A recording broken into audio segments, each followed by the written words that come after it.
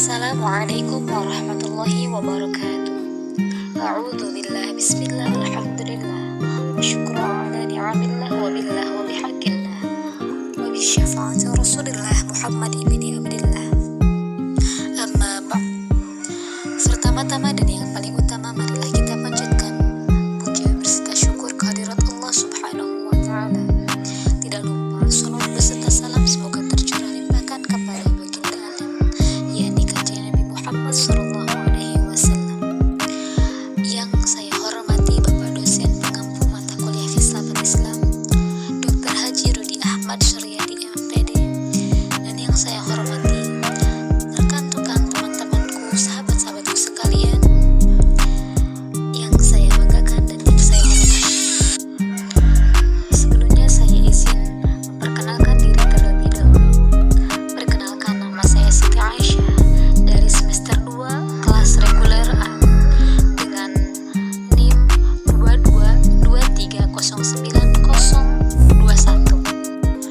Tujuan saya membuat video ini adalah salah satu untuk memenuhi tugas dari mata kuliah Filsafat Islam yang diampu oleh Dr. Haji Rudi Ahmad Suryadi yang berjudul Filsafat Islam Al-Ghazali. Baiklah, simak video berikut ini. Nah, yang kali ini yang saya akan bahas tentang Filsafat Islam Al-Ghazali di antara lain yaitu yang pertama adalah biografi, yang kedua sejarah perjalanan Imam Al-Ghazali, yang ketiga yaitu pandangan Al-Ghazali terhadap filsafat, yang keempat karya-karya Imam Al-Ghazali, dan yang terakhir yaitu kesimpulan. Biografi Imam Ghazali. Siapakah sih Imam Ghazali ini? Nah, Imam Ghazali ini adalah salah satu ilmuwan muslim di bidang agama, bahasa, fikih, filsafat, kosmologi, psikologi, tasawuf, dan teologi. Nama aslinya sendiri bukan hanya Imam Ghazali loh teman-teman. Nah, nama aslinya adalah Abu Hamid Muhammad bin Muhammad Al-Ghazali At-Tasi Asy-Syafi'i. Nah, Imam Ghazali ini lahir dan ternyata di atas pada tahun 1058 Masehi bertepatan pada 450 Hijriah. Pada umur 52 sampai 53 tahun, Imam Ghazali adalah salah satu filsuf dan teolog muslim di Persia.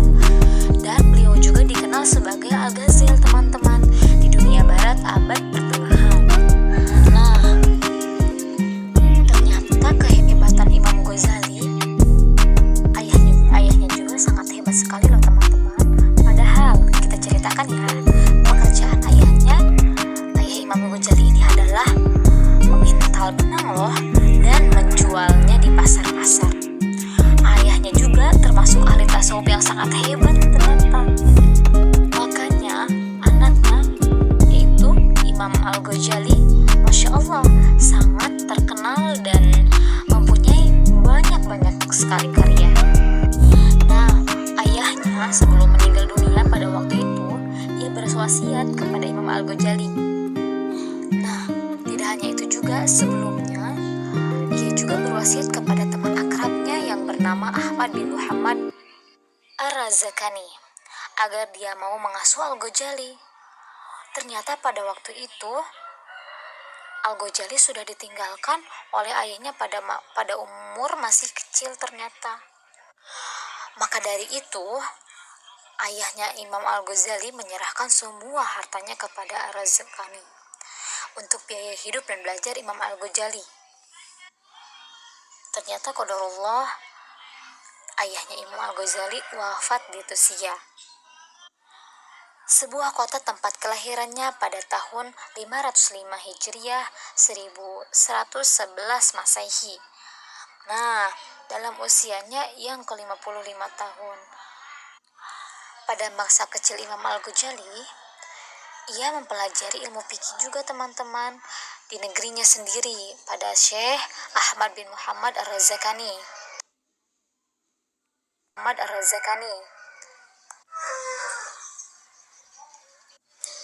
Syekh Ahmad bin Muhammad Ar-Razakani ini adalah teman ayahnya yang merupakan orang tua asuh Al-Ghazali.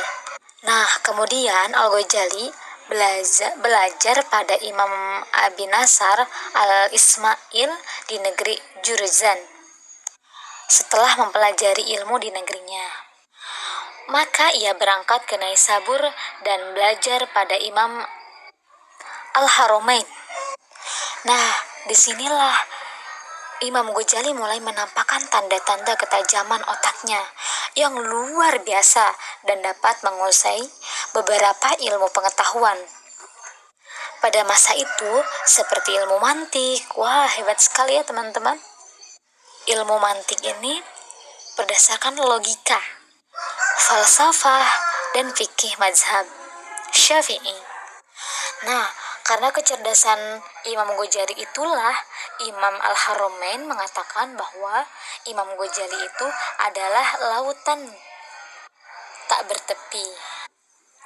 Masih banyak ternyata teman-teman cerita-cerita yang sangat indah dan sangat membuat kita penasaran. Akan tetapi, kita lanjutkan ke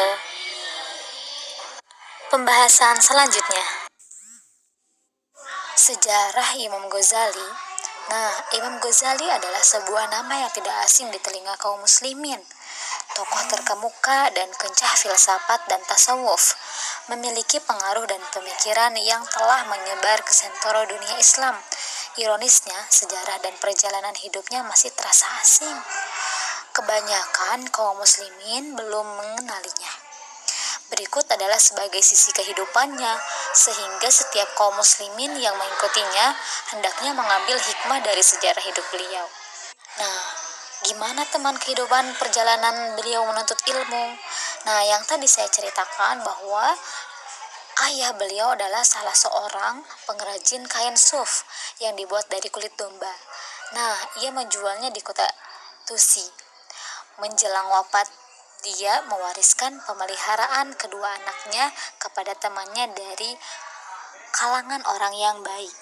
Nah, pesan dari ayah Al-Ghazali, sungguh saya menyesal tidak belajar khat, tulisan menulis Arab. Dan saya ingin memperbaiki apa yang telah saya alami pada kedua anak saya ini. Maka saya mohon engkau mengajarinya, dan harta yang saya tinggalkan boleh dihabiskan untuk keduanya. Setelah ayahnya meninggal, maka teman tersebut mengajari keduanya ilmu. Nah, hingga habislah harta peninggalannya yang sedikit tersebut. Kemudian dia minta maaf, tidak dapat melanjutkan wasiat orang tuanya dengan harta benda yang demikiannya. Dia berkata, ketahuilah oleh kalian berdua, saya telah membelanjakan untuk kalian dari harta kalian. Saya seorang fakir dan miskin yang tidak memiliki harta.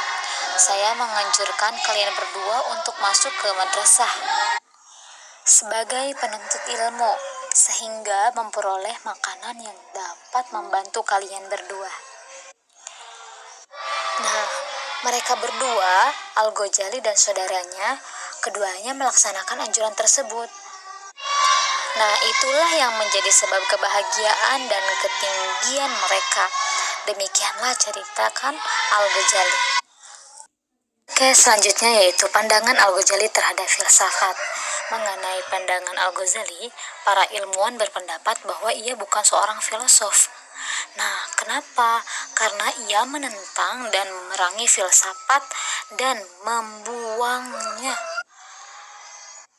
Tantangan yang dilontarkan Imam Al-Ghazali ini tercermin dari bukunya yang berjudul Tahafut al-Falasifah, yakni sumber kekufuran manusia pada saat itu adalah terfukau dengan nama-nama filsuf berasal sebagai Socrates,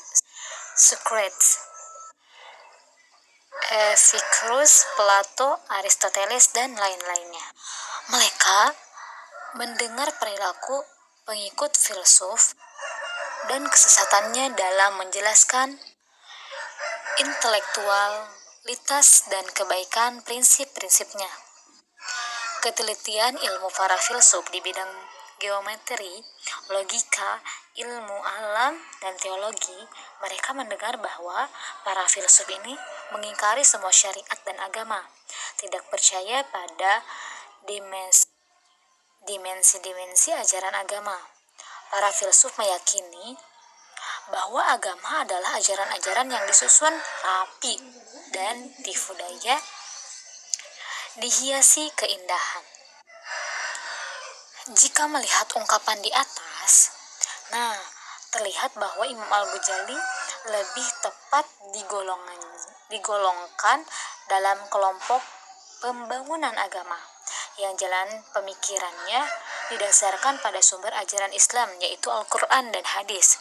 Apabila memakai sumber ilmu lain dari Islam, maka sumber-sumber ini hanya dijadikan sebagai alat untuk maksud menghidupkan ajaran-ajaran agama dan untuk membantu menerangi jalan menuju Allah Subhanahu wa Ta'ala. Hal ini dikuatkan dengan kitabnya Ihya Ulumuddin.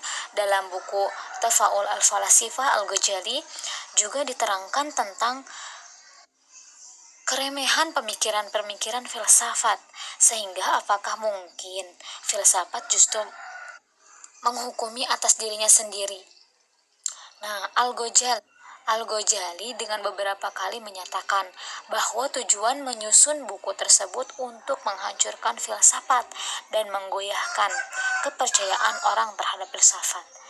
Dari sinilah apakah tepat orang yang menetapkan kegagalan filsafat disebut dengan seorang filosof.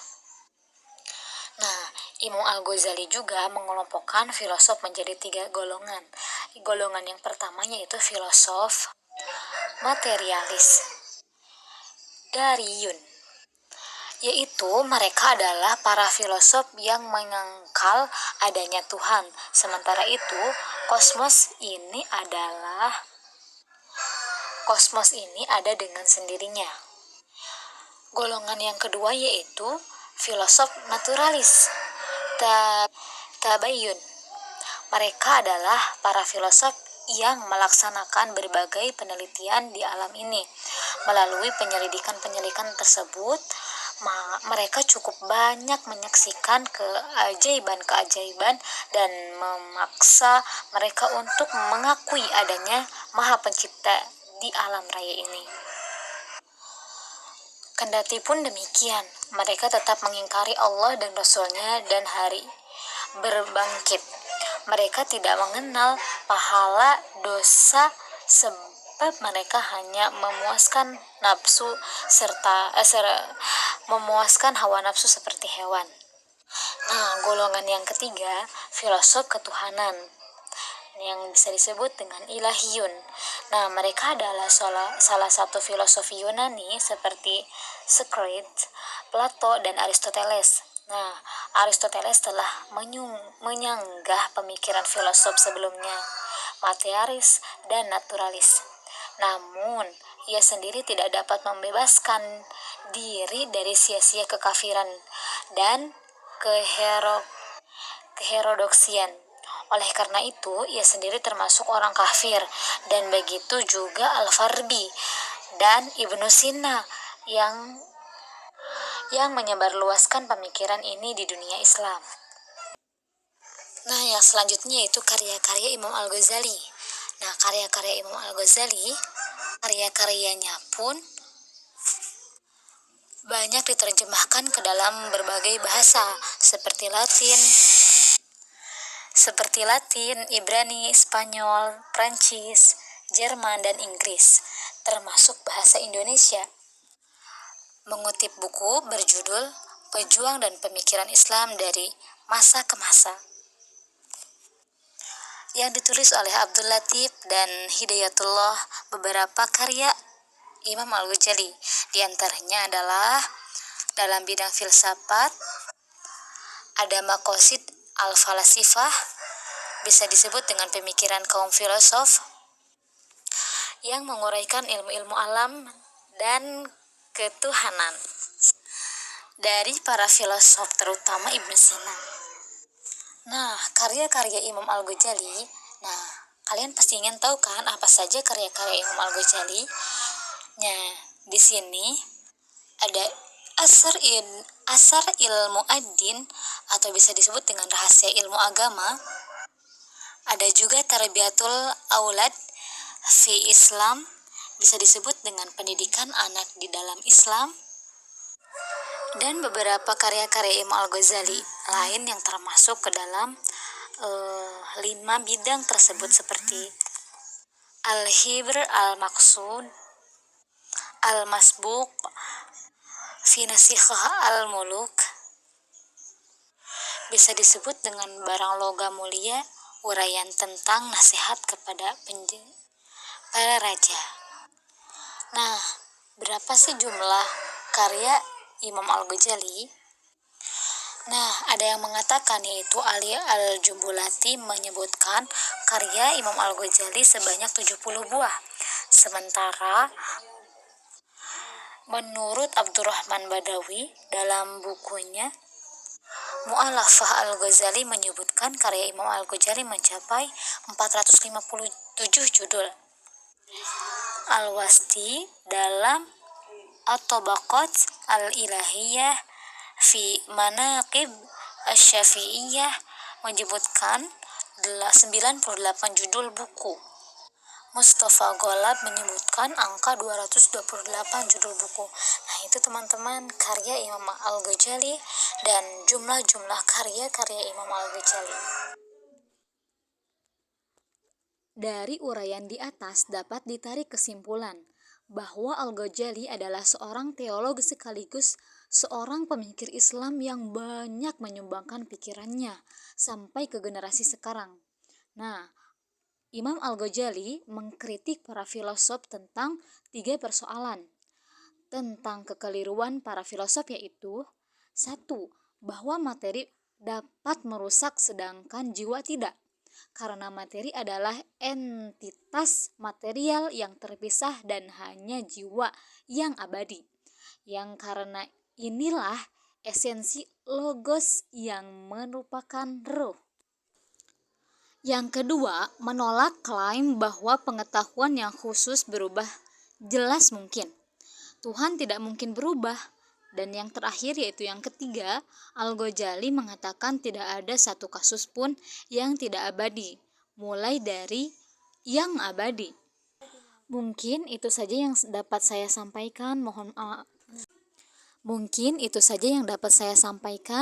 Mohon maaf apabila banyak sekali kesalahan dari penjelasan, uraian, pemahaman, perkataan yang salah sekalipun. Mohon maaf atas segala kesalahan saya. Mungkin dicukupkan seperti itu saja. Wallahul muwaffiq ila aqwamit thoriq. Wassalamualaikum warahmatullahi wabarakatuh. Terima kasih. See you next time and bye-bye.